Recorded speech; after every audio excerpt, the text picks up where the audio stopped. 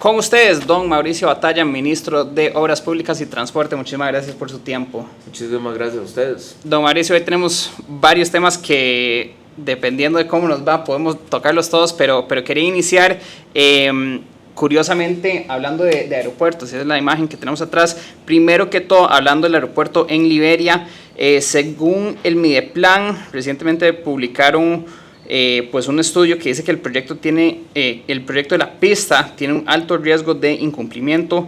Terminal de carga está críticamente atrasada. ¿Qué acciones específicas están tomando para abordar este tema? Bueno, todos ustedes han visto el proyecto de la pista de Liberia, que efectivamente ha tenido diferentes inconvenientes. Inicialmente se empezaron a hacer los trabajos y el contratista determina de que muchos de los trabajos no son necesarios y levanta la bandera y nos informa. A partir de ahí él plantea hacer una ingeniería de valor. Las personas de la Dirección General de Aviación Civil se abstienen de evaluar esta ingeniería de valor, puesto que ellos fueron los que hicieron el diseño original. Nosotros acudimos a COSESNA, que es el Comité Centroamericano de Navegación Aérea, para pedirle a un experto extranjero que evaluara esta ingeniería de valor que nos ha presentado el contratista. Este experto es un argentino con un currículum impresionante, avala en gran porcentaje esta ingeniería de valor, hace algunos cambios y nos dice esto es lo que tenemos que hacer. A partir de ahí necesitamos generar todo el trámite administrativo de una orden de modificación y una adenda contractual para cambiar los alcances y para obtener la misma garantía de la pista, que está en muy mal estado, sí, a un menor costo. Esas son las dos prerrogativas, o las tres prerrogativas sería la misma garantía con un menor costo, por supuesto, haciendo lo que el extranjero, el argentino, el experto extranjero nos dijo que había que hacer. Sí.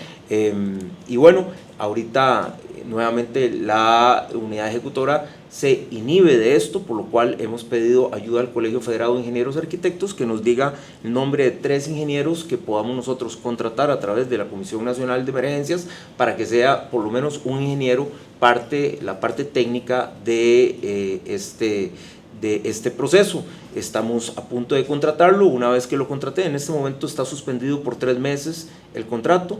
Una vez que demos o que tengamos ya a este ingeniero, vamos a dar orden de inicio nuevamente al proyecto y esperamos terminarlo de la mejor manera. Considerando esa suspensión de 3 meses, ¿para cuándo están planteando entregarlo? Bueno, si nosotros estamos suspendimos el 26 la segunda quincena de octubre. Esto quiere decir que sería quincena de noviembre, quincena de diciembre y segunda quincena de enero deberíamos estar reiniciando labores. A partir de ahí me parece que son 3 meses más. Entonces yo diría que finalizando el primer trimestre del 2025, iniciando el segundo trimestre del 2025, deberíamos estar con la pista terminada. Ok.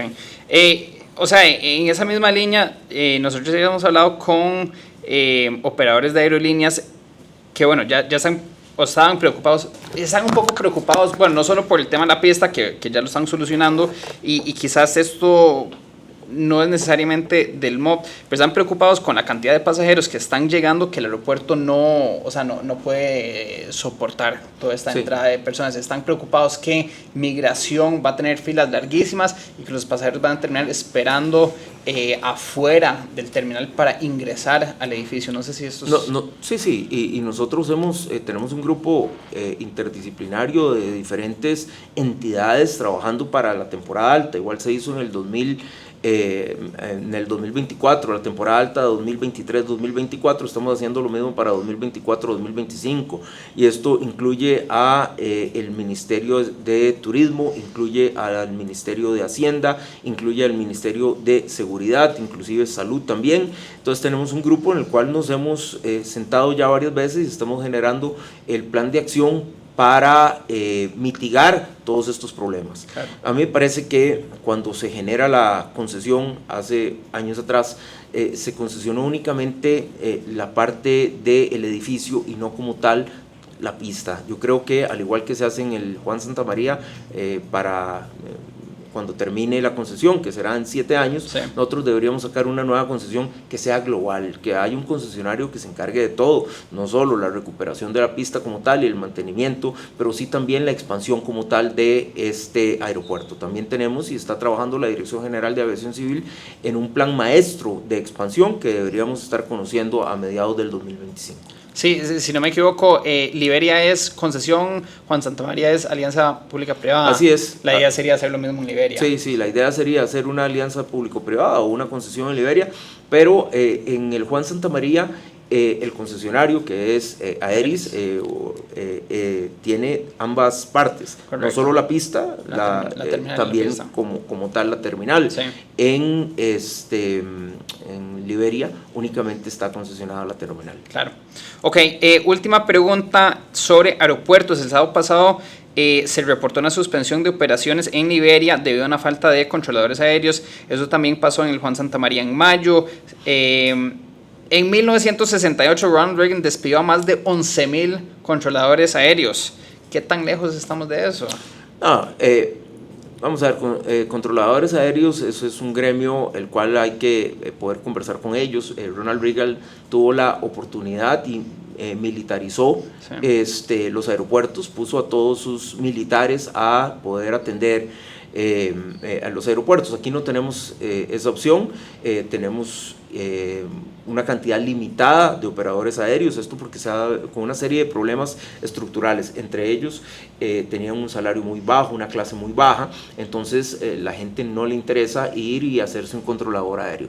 Al haber poca cantidad de controladores aéreos, el gremio toma mucha fuerza porque sabe que te puede parar el 8.2% del PIB únicamente con una huelga. Cuando nosotros asumimos, ellos se sentaron conmigo, me dijeron una serie de requisitos o una serie de falencias que se tenían, entre ellos cuestiones básicas como los headsets, como las sillas, hasta cuestiones mucho más complicadas como el salario. Me parece que este gobierno ha sido el único que les ha venido a resolver en 20 años.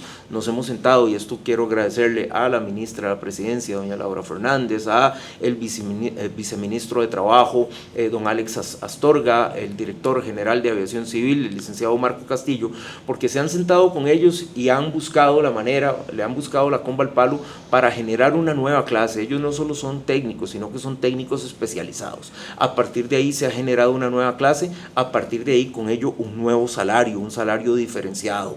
Este salario me parece que a partir del 1 de noviembre, ya en pocos días, queda plenamente establecido por el Servicio Civil, y a partir de ahí es únicamente ya darle el aval y empezar a pagarlo a la mayor brevedad.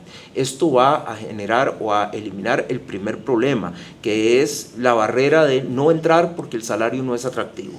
A partir de ahí necesitamos empezar nuevamente a llamar a personal para que se vea interesado en ser parte de lo que es controladores aéreos, pero lleva un tiempo importante, porque no solo es la capacitación, sino que, por ejemplo, para ser controlador aéreo del Juan Santamaría o del Daniel Udubert, tenés que haber pasado 2 años siendo controlador aéreo del Tobías Bolaños. Entonces sí, nos va a tomar un tiempo, pero creo que ha sido el gobierno que le ha puesto el cascabel al gato, que ha hecho la nueva clase salarial después de un trabajo intenso de varios meses, y a partir de ahí pues hemos de alguna manera empezado a resolver el problema, que se va a ir resolviendo conforme, número 1, se dé el nuevo salario, y conforme, número 2, llamemos a nuevos oferentes para que puedan formar parte de nuestro grupo de controladores aéreos. Bueno, Mauricio, dato curioso, nosotros en la administración pasada, cuando abrieron, no sé, algunos trabajos de controladores aéreos, nosotros habíamos publicado el artículo,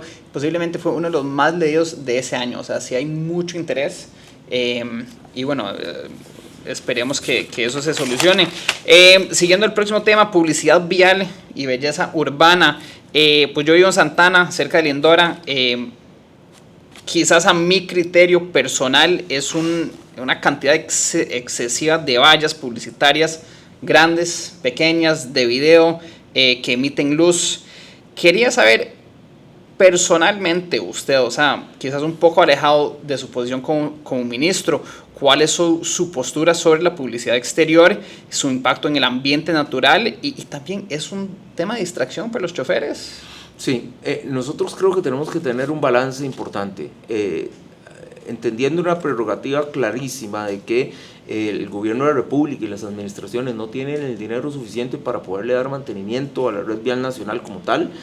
CONAVI, que se encarga de la red vial nacional, tiene $300 millones, ese es el presupuesto para 8.000 kilómetros de carreteras. Si usted hace esa división, se dará cuenta de que son poquísimos dólares para poder atender no solo la calidad del asfalto, la demarcación, la pintura, la chapia, el descuaje, los muros de retención, que no se nos caigan los taludes, etcétera, etcétera. O sea, es grandísima la cantidad de responsabilidades para el tan corto presupuesto. Parece que lo de las vallas publicitarias nosotros deberíamos manejarlo de una mejor manera. Por ejemplo, ¿qué vamos a obtener a cambio de? Siempre, ¿verdad? Porque ahorita las vallas publicitarias están en terrenos privados, pero bueno, ¿qué pasaría si nosotros pudiéramos de alguna manera decirles, bueno, no necesariamente dentro de terrenos privados, sino dentro de lo que es el derecho de vía, que es la franja longitudinal, propiedad del Estado, por supuesto, teniendo la consideración de que no puede haber un exceso por una cuestión visual, por una cuestión también de seguridad vial, pero bueno, tenemos al director general de Ingeniería de Tránsito trabajando en esto.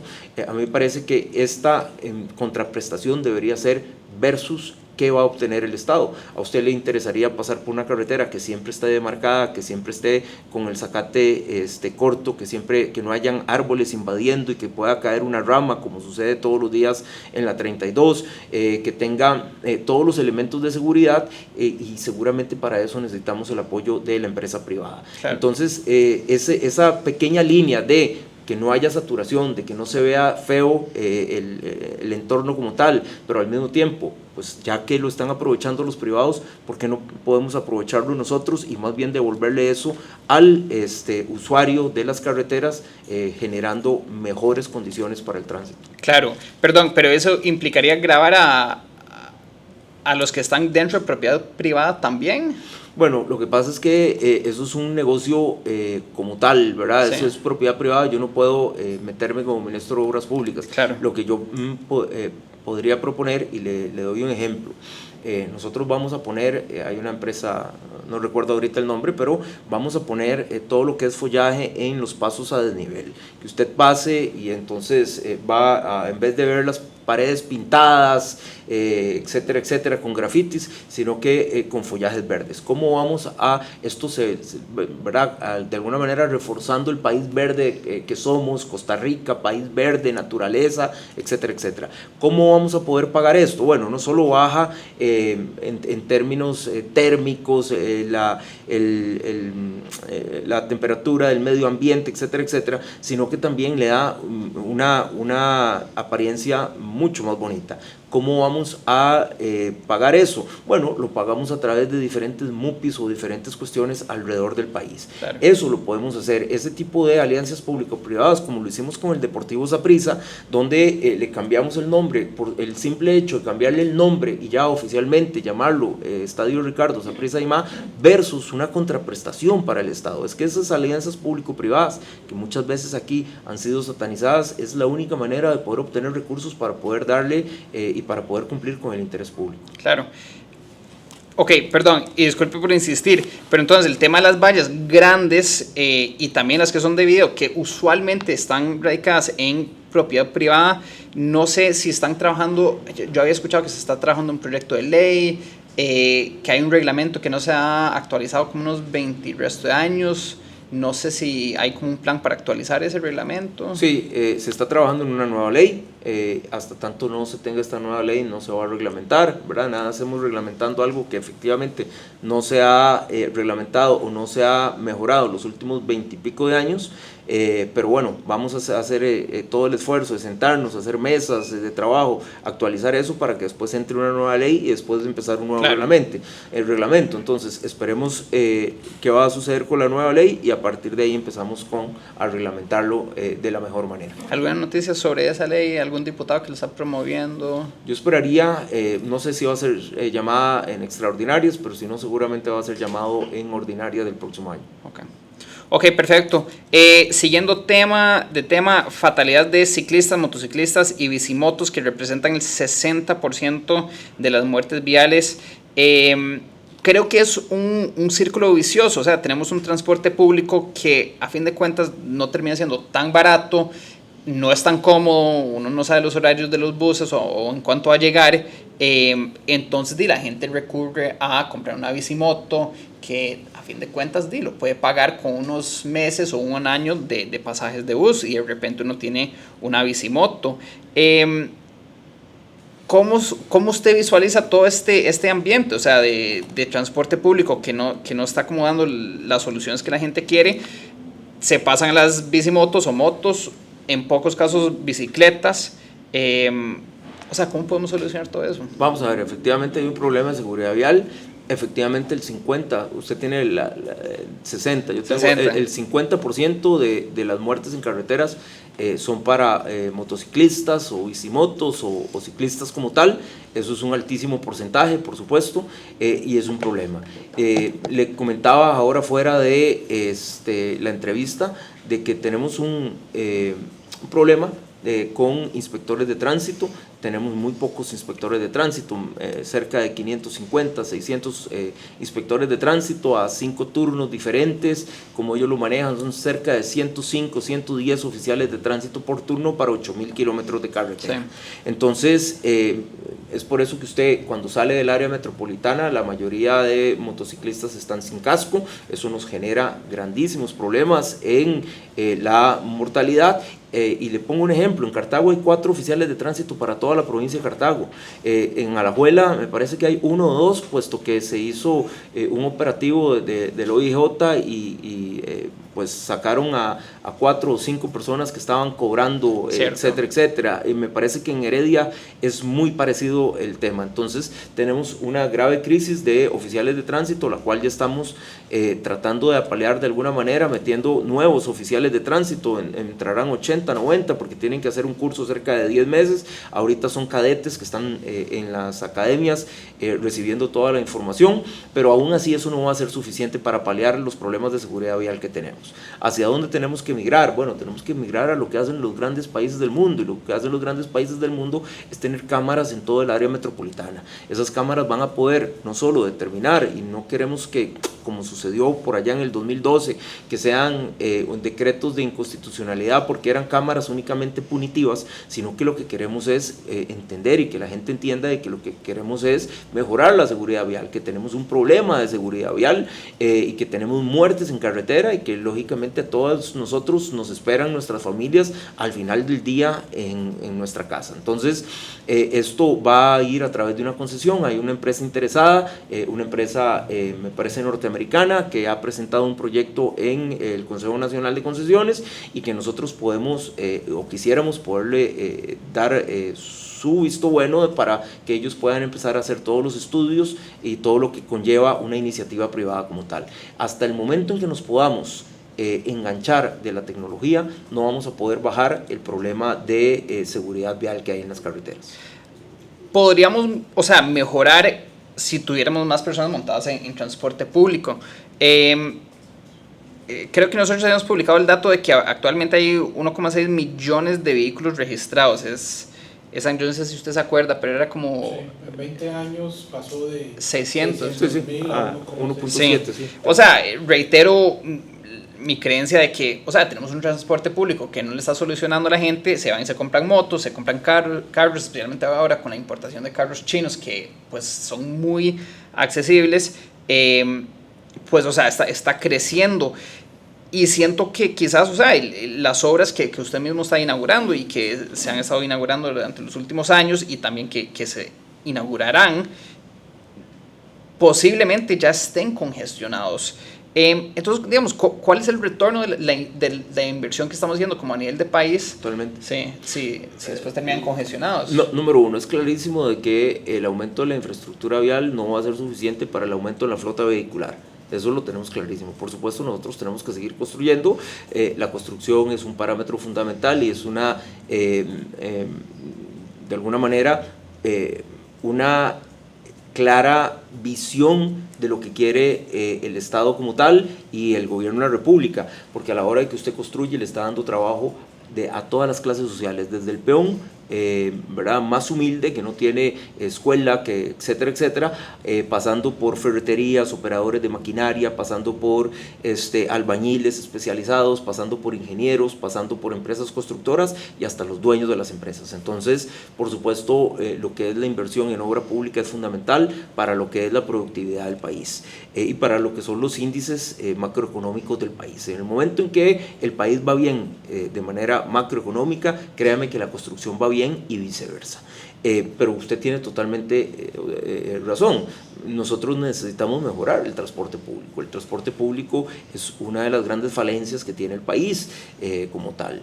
No se ha podido sectorizar, no se ha podido hacer el cambio de combustión a electricidad, seguimos con los mismos problemas de seguridad, seguimos con los mismos problemas de las falencias.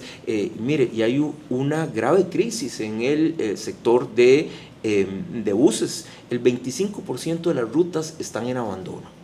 El 25% de las rutas están en abandono. Esto es 1 de cada 4 costarricenses que quiere montarse en un bus, que sigue siendo el 70% de la gente que usa el transporte público, no tiene cómo hacerlo. Y esto normalmente es fuera del área metropolitana, en las áreas más pobres, en Limón, en Guanacaste, en Punta Arenas, en las áreas más pobres de nuestro país. Entonces, yo no he estado satisfecho con lo que ha estado haciendo el Consejo de Transporte Público. El día jueves anterior despedimos al director del CTP, el director ejecutivo del CTP. Hemos colocado inicialmente una persona interna, pero que esperamos en 3 meses poder buscar una persona que pueda llevar ahora sí a una transformación del Consejo de Transporte Público. Hemos pedido ayuda inclusive a la NAME y a algunas cámaras, porque queremos hacer un grupo interdisciplinario de profesionales que nos puedan generar una lectura clara de cuáles son los problemas. Yo creo ya conocerlos, pero lo que queremos es un diagnóstico técnico, porque en el momento en que yo como ministro presente un diagnóstico, se puede confundir con un diagnóstico político, y entonces algunas fuerzas, con tal de según ellos oponerse a ideas del gobierno, podrían frenar algo que es una cuestión de necesidad país. El cambio en la transformación en lo que es el transporte público es fundamental, y queremos al final de este cuatrienio poder presentar un plan claramente establecido de cuáles deben ser las rutas a seguir para que este plan y este cambio se dé. ¿Es factible considerar que el gobierno subsidia el transporte público? No creo, no tenemos la capacidad económica por los problemas de la misma crisis fiscal que estamos. Todavía estamos por arriba del 60% de la relación deuda-PIB, sí. Y nosotros hemos migrado a que sea autosostenible. Lo que sí me parece es que el Consejo de Transporte Público no ha cumplido con su deber, y el 25% de las rutas están en abandono. Sí. Pero no solo el Consejo de Transporte Público, yo creo que aquí tenemos que poner en la mesa a todos los actores. ¿Qué pasa con ARECEP? Nos hemos sentado con don Eric, le hemos conversado, le hemos dicho, mire don Eric, nosotros queremos cambiar, pero también por supuesto necesitamos una mayor apertura y mayor diálogo con ustedes. ¿Por qué un empresario deja una ruta tirada? Pues que es porque no le da, claro, porque no le sirve, porque sí, no es negocio para él. Entonces, y si vamos a ARECEP y le decimos, mire, esto ya no cuesta 500, para que al empresario le dé tiene que costar 600, por ejemplo, y ARECEP dice, no, mi fórmula es la que dice cuesta 500, y entonces el empresario dice, entonces abandono la ruta, vendo mis buses y me dedico a otra cosa, sí, le estamos generando un problema al interés público. Claro. Creo que tenemos que ser mucho más pragmáticos todos. Si fuera 1 o 2 o 3 empresarios, yo le diría, es que son vivillos porque quieren ganar más, pero si estamos hablando del 25% de las rutas, entonces ya es un problema estructural. Claro. Ya no es un problema de 1 o 2 empresarios, sino que ya es un problema estructural. Sí. Perdón, don sí, Mauricio, ¿y el tren? Usted mencionaba que por temas de subsidio no se puede subsidiar el transporte público, y el tren es una opción para resolver un poco todo este problema. Claro, en este momento el INCOFER sí se subsidia, sí, se subsidian, son cerca de 2.000 a 3.000 millones anuales del subsidio del tren. Eso es y por ahí se trasladan cerca de 16.000 a 19.000 personas con lo que es el tren. Nosotros hemos hecho un trabajo intenso con respecto al nuevo tren eléctrico. el gobierno anterior había planteado un tren eléctrico de cerca de 1.500 millones de dólares, con subsidios de cerca de 150 millones de dólares anuales. Eso es imposible para las condiciones de Costa Rica. Yo quiero ser muy claro, para que ustedes tengan una idea de qué es subsidiar 150 millones de dólares diarios. El paso a desnivel de Atillo 4 cuesta 13 millones, póngale que cueste 15 millones de dólares. Eso sería estar haciendo 10 pasos a desnivel al año, sí, por el resto de la vida. Sí. Entonces esto es imposible. ¿Y sí, por qué? Perdón, 150 millones anuales. Sí, 150 millones de dólares anuales, sí, en subsidios. De subsidios. Sí. Entonces, entendiendo de que el tren sería una necesidad y es una muy buena opción, nosotros necesitamos llegar a un plan mucho más aterrizado. Parece que, se está trabajando con la empresa Meta, que es una empresa de Barcelona. Ellos van a presentar su plan, yo esperaría que a noviembre o a diciembre. Acordémonos de que ya habían 550 millones de dólares aprobados en comisión para el tren, digamos, de la administración anterior, pero esos 550 millones son de la administración como tal, y me parece que nosotros vamos a presentar un plan que ronda los 800 millones, pasando de 1.500 a 800 millones. ¿Esto por qué? Porque se hizo un nuevo estudio de demanda y se determinó de que la demanda de que se había planteado inicialmente, que eran pasar de 16.000 personas a 200.000 personas en el día cero, no era real o no era realista, y me parece que en el último estudio de demanda que se hizo ya con encuestas de origen y destino, etcétera, etcétera, ya basada en campo, hablan de 102.000 personas. Entonces hay que comprar menos material rodante, o sea, hay que comprar menos trenes, sí, hay que comprar menos trenes, que es la carga económica del CAPEX, la carga más fuerte, y a partir de ahí me parece que el subsidio rondaría, los 25 o 30 millones. Ellos nos van a presentar, como le digo, el estudio, que ese sería un estudio de factibilidad que tendría que ingresar a Mideplan y que seguramente le vamos a dejar listo a la próxima administración, porque al final el transporte público no es de una administración, el transporte público es de Costa Rica y tenemos que verlo como una realidad país. Sí, aunque tristemente con todos los estudios que hemos hecho del tren eléctrico, quizás sí sea politizado. Un poquito. Pero bueno, me alegra. ¿Cuándo cree que estarían presentando ese estudio? Bueno, yo esperaría que entre noviembre y diciembre de este año la empresa Meta nos pueda entregar ya el estudio de factibilidad. Para aclarar algo, el gobierno no va a llevar este tema hasta un punto de no retorno. Es decir, va a terminar esta administración y todavía vamos a estar haciendo estudios, aprobándose, viendo a ver qué se hace. Se lo digo porque perfectamente llega otro gobierno y dice: nada de esto sirve y vamos de nuevo otra vez. ¿Cómo han hecho? Yo quisiera llevarlo a un punto del no retorno. Nosotros tenemos 550 millones ya listos. También estamos trabajando ya un crédito con el BEI, el Banco de Inversión Europea, donde estaríamos hablando de 250 millones. Con eso completaríamos la inversión inicial de 800 millones de dólares. Eso hay que llevarlo a Asamblea Legislativa. Por eso yo quisiera poderlo llevar al punto del no retorno, pero dependerá por supuesto de los diputados si ellos quieren llevarlo al punto del no retorno para tener por lo menos el CAPEX inicial, ¿verdad? Lo que es la inversión inicial de los 800 millones que de alguna manera, sin tener todavía el estudio de factibilidad, me han dicho que por ahí va a rondar esta inversión que requerimos. Ok, este tema ya lo hemos tocado un poquito, pero quería quizás profundizar un poquito más con una pregunta sobre la calidad de las rutas y pues la eficiencia. Estamos terminando el invierno. Usualmente en el invierno no tenemos el presupuesto para darle mantenimiento a las rutas. Siento que muchas calles, incluyendo autopistas nacionales, pues no se corta el zacate, no hay pintura en las calles, no hay altos. ¿Qué podemos esperar este verano? Bueno, efectivamente, viene, y lo hemos hablado, CONAVI tiene 300 millones de dólares para atender 8.000 kilómetros de carretera. Si usted lo ve como pura inversión en conservación vial, me parece que conservación vial son 170.000 millones, me parece, son 140, tal vez menos de 140 millones de dólares. Divídelo entre 8.000 kilómetros, eso le queda a usted cerca de $30 por metro para poder atender las 8.000 kilómetros de carretera. $30 son 15, 20 mil pesos para poderlo tener totalmente demarcado, con ojos de gato, el asfalto perfecto, que no se caigan los taludes, todo lo que son los sistemas pluviales, todo lo que son la señalización vertical y horizontal, es insuficiente, y eso es una realidad país. Es insuficiente la cantidad de recursos que se requieren para poder darle mantenimiento a la red vial nacional. Y hay un proyecto tras de eso, malísimo, y quiero decirlo, es el peor proyecto en infraestructura vial que yo haya visto, del diputado Gilbert Jiménez, pidiendo y presentando un proyecto para que cerca del 70% de los recursos de CONAVI vayan a las municipalidades para atender el 30% de las rutas nacionales.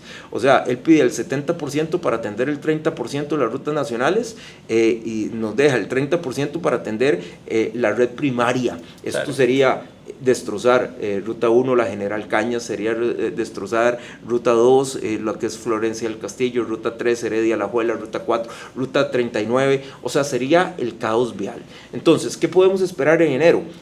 Yo creo que el gobierno de la República ha hecho buen trabajo buscando recursos. El programa de riesgo inminente que le da a CONAVI, acordemos que CONAVI tiene 300 millones, el programa de riesgo inminente le da a CONAVI 320 millones de dólares para poder atender puentes y posibles lugares de deslizamiento. Eso no lo teníamos, es un presupuesto adicional que consiguió el gobierno de la República a través de, por supuesto, tuvo que pasar por toda el tamiz de Asamblea Legislativa, y nobleza obliga a agradecer también a los diputados porque han entendido que la obra pública no es de un partido político, sino que de Costa Rica. También se ha buscado fondo de avales, el fondo de avales, que era un proyecto que se tenía en pandemia para poder atender a MIPYMES, etcétera, etcétera, y que al final no se utilizó y que estaba ahí pagando intereses. Esto lo hemos tomado para obra pública, al cual vendrán cerca de 220 millones para Barranca Limonal, 10 millones de dólares para puentes peatonales en la Ruta 32 y cerca de 40 millones de dólares para la conservación vial. Entonces, usted suma esos 40 millones de dólares más el presupuesto, más tener 320 millones para puentes y deslizamientos, que también es conservación vial, y yo creo que los próximos año y medio ustedes van a ver una mejoría importante en lo que es todo lo que es conservación vial como tal, porque si ya yo no tengo que atender taludes que se me están cayendo porque tengo un crédito externo, voy a poder agarrar esa plata que iba a atender en taludes para poder ir a demarcar la calle, para poder ir a hacer chapia, para poder ir a hacer descuaje, para poder ir a hacer muchas cosas. Entonces yo creo que en los próximos 2 años el gobierno de la República ha dejado una base sentada para tener una mejor conservación vial, pero no es sostenible en el tiempo. Entonces, y le tocará a las próximas administraciones determinar cuáles son las políticas públicas para poder dar no solo ese mantenimiento, sino para poder mantener o para poder generar mayor infraestructura también. Don Mauricio, cambiando de tema, quería tocar el tema de corrupción en el MOP, en el ministerio, especialmente, con lo que pasó este año de Luis Amador autoexiliándose, Cochinilla, Diamante, más recientemente el exministro Méndez Mata lo están acusando penalmente. ¿Es posible ejecutar proyectos de obras públicas en Costa Rica totalmente libres de corrupción? Sí, yo creo que sí. Bueno, vamos a ver, usted menciona Cochinilla, Diamante, menciona a un exministro acusado penalmente, pero bueno, eso no es recientemente, ¿verdad? Esto, todo es relativo. Esto es fuera de esta administración. Yo creo que en esta administración no han habido, gracias a Dios, y toco madera, no han habido escándalos de corrupción, y yo esperaría de que haya una cuestión que se llama lecciones aprendidas, de que las personas que han generado corrupción en la obra pública hayan entendido de que vamos a ver, de que esto no debe ser así, y yo vengo de la empresa privada. La empresa privada uno puede hacer negocios, y negocios en buena lid, en un ganar-ganar. Yo creo que aquí también en la administración se puede. Yo creo que hemos cambiado un poco la mentalidad. Yo he hablado con las personas del MOP y del CONAVI y les he dicho, mire, aquí no es causarle un daño al contratista, ahogar al contratista, asfixiar al contratista, pero también he hablado con los contratistas y decir, bueno, aquí tampoco es que ustedes nos van a pasar por encima, que nos van a cobrar montos excesivos, y el hecho de que yo venga de la empresa privada creo que ha dado un balance, porque he podido ver los dos mundos, y a partir de los dos mundos yo sé perfectamente cuánto cuestan las cosas. A mí pocas veces me van a poder, digamos, dar la vuelta en ese sentido. Nadie me va a poder decir, mire, es que eso es totalmente normal. No, yo he trabajado 25 años haciendo grandes obras de infraestructura y yo sé qué es lo que es normal y qué es lo que sale fuera de esa normalidad. Entonces, yo esperaría poder terminar esta administración sin escándalos de corrupción y esperaría, digamos, tal vez mi legado es el hecho de que todos somos stakeholders o colaboradores y que creo que podemos llevar a cabo un buen trabajo en conjunto donde la empresa privada gane lo justo y Costa Rica gane lo justo para poder llevar ese equilibrio sin tener que traspasar barreras de la ética que son imperdonables en la administración pública y en general en la administración privada también. Hablando de legado, usted fue calificado recientemente en una encuesta de Opol como el mejor jerarca del gobierno. Esta estadística lo hace considerar postularse como candidato presidencial en las próximas elecciones. Mire, esta cuestión de las encuestas es muy relativo. Yo veo a muchísimas colegas de gobierno haciendo trabajos impresionantes. Yo veo a doña Yoleni, ¿verdad?, trabajando junto con el MEIC y con todas las políticas públicas, junto con economía, etcétera, etcétera, y bajando por primera vez del 20% el umbral de la pobreza. Lo que pasa es que no, vamos a ver, son números, no son cuestiones tangibles. Claro. Yo veo a doña Laura Fernández haciendo un trabajo impresionante en todo lo que es el cambio en la dinámica del Mideplan para que los proyectos de obra en general o los proyectos puedan, digamos, no tener tanto problema para poder llevarse a cabo y hacer cambios en las políticas públicas para que el país pueda de alguna manera fluir de mucho mejor manera. Yo veo a Comex siendo del comercio exterior, siendo un punto fundamental. Yo veo turismo con los números impresionantes, claro, que tiene el turismo. Yo veo y en general no podría decir, yo veo el esfuerzo extraordinario que hace Mario Zamora, porque mire, si ustedes estuvieran ahí dentro del gobierno, Mario Zamora nos inunda de información de todo lo que se va haciendo en las diferentes partes del país y cómo con recursos limitados él trata de llevar esta tremenda guerra contra el narcotráfico y contra la delincuencia. Entonces yo veo a muchísimos jerarcas, y esto, como le digo, tomé una muestra pequeña, pero digamos lo extrapolo para todos los demás. Yo veo a todos los jerarcas haciendo trabajo muy pero muy bueno. ¿Cuál es mi ventaja? Mi ventaja es que la obra pública es tangible, ¿verdad? Sí. La gente pasa y la ve. Entonces, por más de que algunos medios busquen cómo desacreditar y decir, mire, es que la puso en operación y faltaba X o Y detalle, la gente eso, en el momento en que le solucionas la vida, que le rebajas 15, 20 minutos, que la gente pasa y dice, mire, pero bueno, qué belleza, antes pasaba 30, 40 o 50 minutos acá. Por ejemplo, el trabajo pequeño que se hace en el aeropuerto, ¿verdad? Toda la gente de Occidente, usted no tiene una idea cómo a mí me inundaron el WhatsApp de toda la gente que venía de Occidente, que me decía, Mauricio, es que todos los días pasaba 30, 40 minutos pegado, y ahora poniendo un puente modular y haciendo alguna reconfiguración en las vías, ahora el asunto fluye perfectamente. Entonces, tal vez esa es mi ventaja con respecto a otros colegas. A claro. Su pregunta concreta, mi respuesta concreta, no, yo estoy enfocadísimo en terminar la administración y quiero ser recordado seguramente como un disruptor, como el ingeniero que había trabajado en la empresa privada y vino a trabajar en el gobierno, y trayendo esas prácticas de empresa privada para que las cosas sean más eficaces y eficientes, pero enfocadísimo en poder terminar y hacer muchas cosas. Y le podría decir, o sea, mi ilusión es hacer obra pública. Yo siempre me gusta más estar en casco y chaleco que en saco y corbata. Señor Mauricio, le agradezco un montón el tiempo. Quería hacer un segmento más muy rápido. Son respuestas cortas sobre, o sea, cuáles son los avances, fechas de entregas posibles. Si usted cree que no va a pasar durante esta administración, quizás, o sea, aclarar eso. Claramente. Ampliación de la ruta 27. Estamos trabajando con Global Vía. Yo esperaría tener humo blanco en el primer trimestre del 2025. Ruta San Carlos. Se está adjudicando los próximos, o se está avalando las propuestas técnicas en los próximos 15 días de la Punta Sur, y en los próximos 15 días se está sacando a licitación el tramo central. Iniciará en esta administración. Ampliación de Lindora.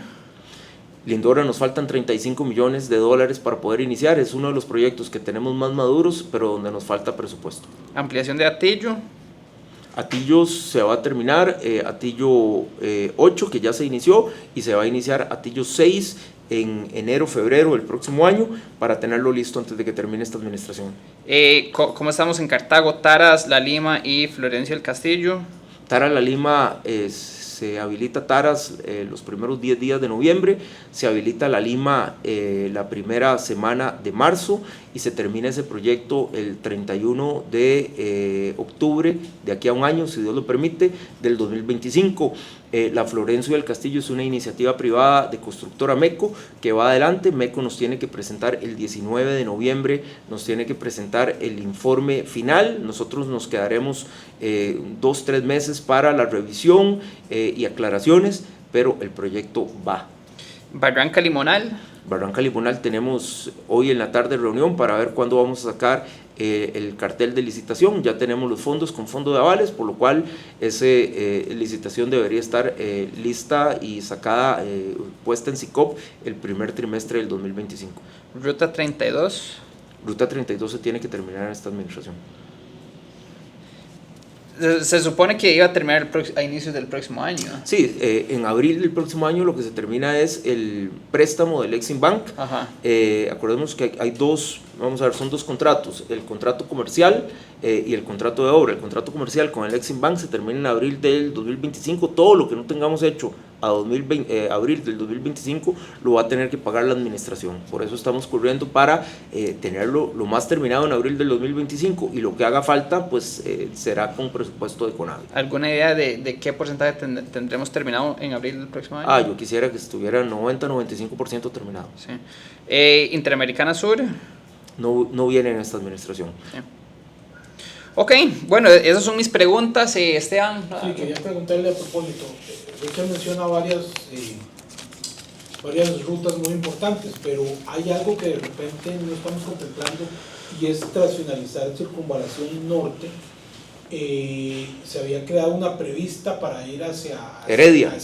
Así es. ¿Qué nos puede contar sobre esto? Y se lo pregunto porque la gente que vive en Heredia vive una pesadilla diaria todos los días al salir y entrar de casa. Totalmente. Hay muy buenas noticias que el 15 de noviembre vamos a estar anunciando en un trabajo con el Banco Centroamericano de Integración Económica.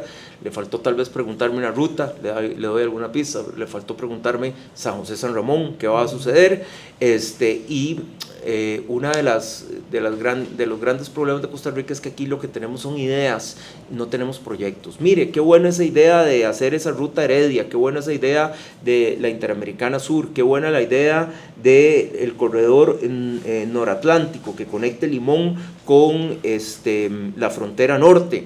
Qué buena la idea de por ejemplo, de Santana Belén. Qué buenas esas ideas, pero ¿dónde está el proyecto como tal? Y para poder madurar un proyecto, el proyecto tiene que pasar de una idea, después a un perfil, después a una prefactibilidad y después a una factibilidad, meterlo en el banco de proyectos de Mideplan, a partir de ahí ir a Asamblea Legislativa, buscarle el financiamiento, y a partir de ahí ya se convierte en un proyecto. Porque si no tengo los fondos, lo que tengo es una factibilidad. Si no tengo la factibilidad, lo que tengo es una prefa o un perfil o únicamente una idea. Aquí yo como ministro me he comprometido y voy a dejar por lo menos 4 o 5 proyectos, o por lo menos en factibilidad, para que el próximo gobierno venga, y si no le hemos buscado los recursos, se los busque el próximo gobierno, pero que el próximo ministro cuando venga a sentarse diga, bueno, ¿hacia dónde va el país? Bueno, el país tiene que ir hacia esto. Radial Heredia es fundamental, Radial Sarchí es fundamental, Interamericana Sur es fundamental, Interamericana Norte, mira, hay 10 kilómetros de presas todos los días.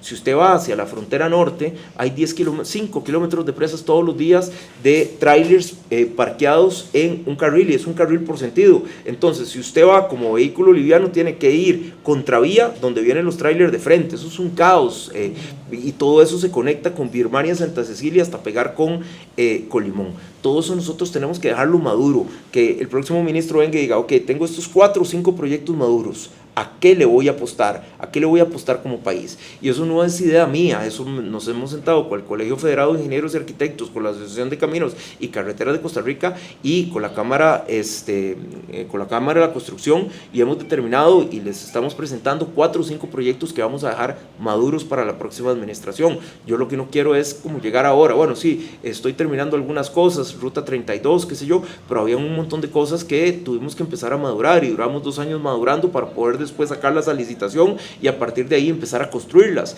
San Carlos, por ejemplo, yo hubiera querido, y estoy seguro que don Rodrigo y doña Pilar hubieran querido ellos inaugurar un tramo de San Carlos. No va a ser así. Lo que sí yo le he prometido a don Rodrigo es, usted va a ver tractores en la carretera, usted va a ver la obra construyéndose, ya cuando la maquinaria está en la obra es mucho más difícil detenerla, o sea, ¿verdad?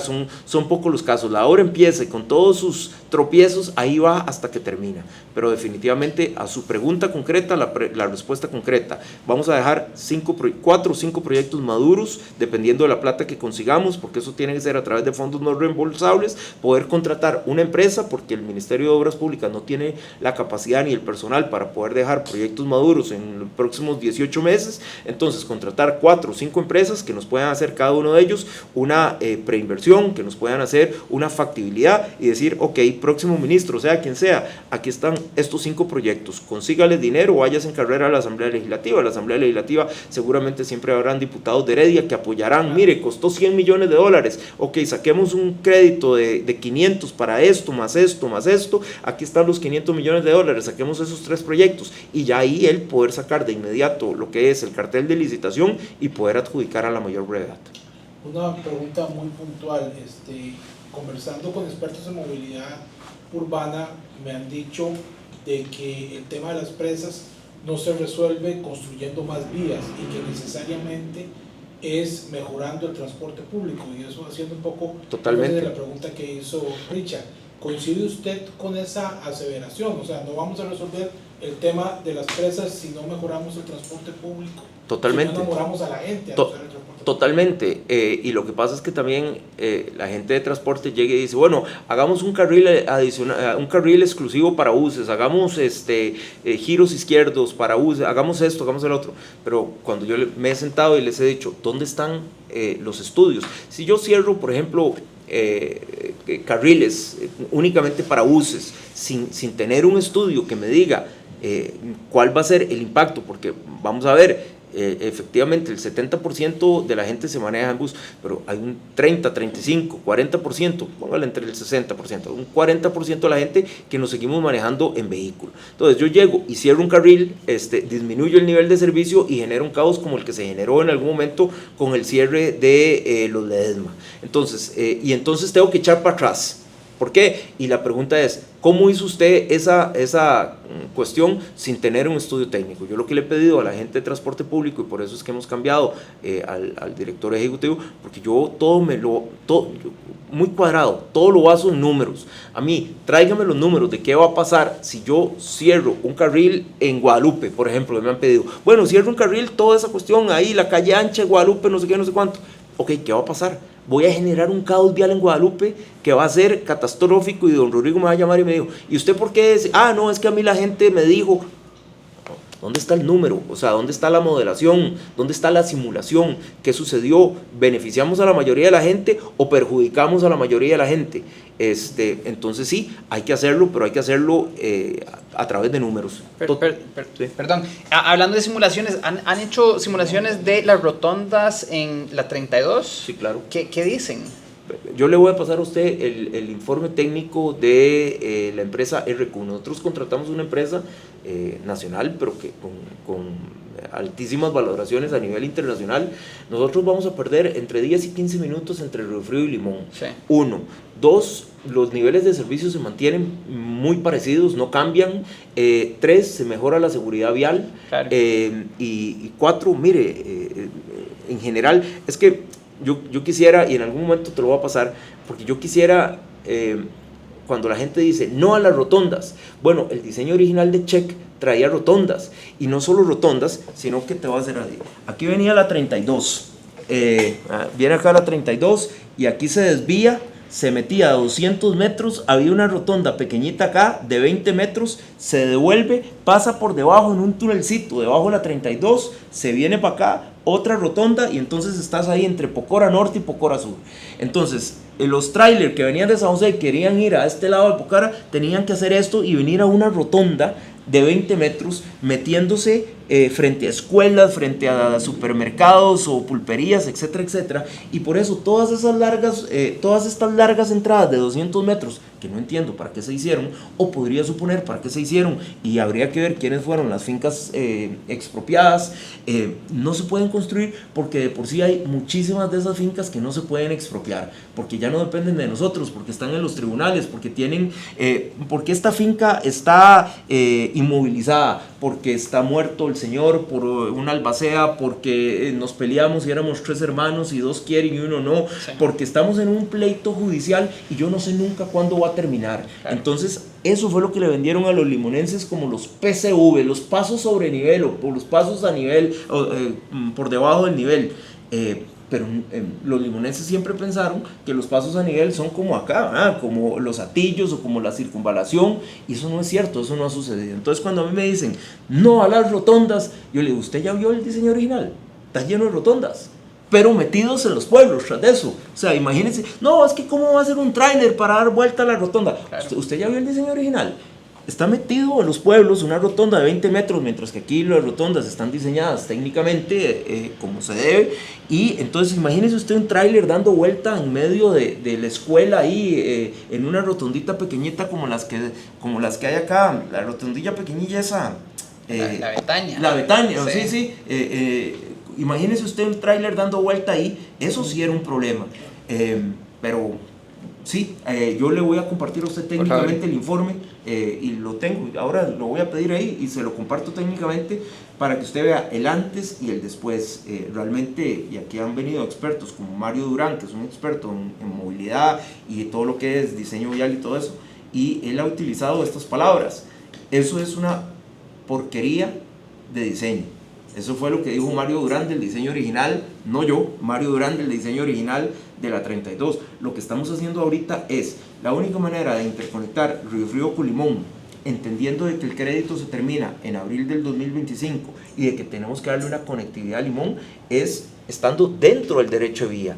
Y estando dentro del derecho de vía, que es la franja longitudinal del Estado, lo único que se puede hacer son rotondas. Y después conseguiremos el dinero. Y esto sí fue un compromiso por los alcaldes de Limón, conseguir el dinero y dejarlo firmado, ojalá el dinero, para que la próxima administración venga y en 4 o 5 puntos sí haga pasos a desnivel, digamos, pero longitudinal con la carretera, como los pasos a desnivel de los Atillos, o ¿verdad?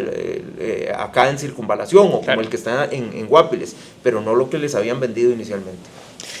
Ministro Atalla, muchísimas gracias por su tiempo. Richard Blazer desde la República, muchas gracias. Muchas gracias a ustedes, un placer y estamos siempre para servirles.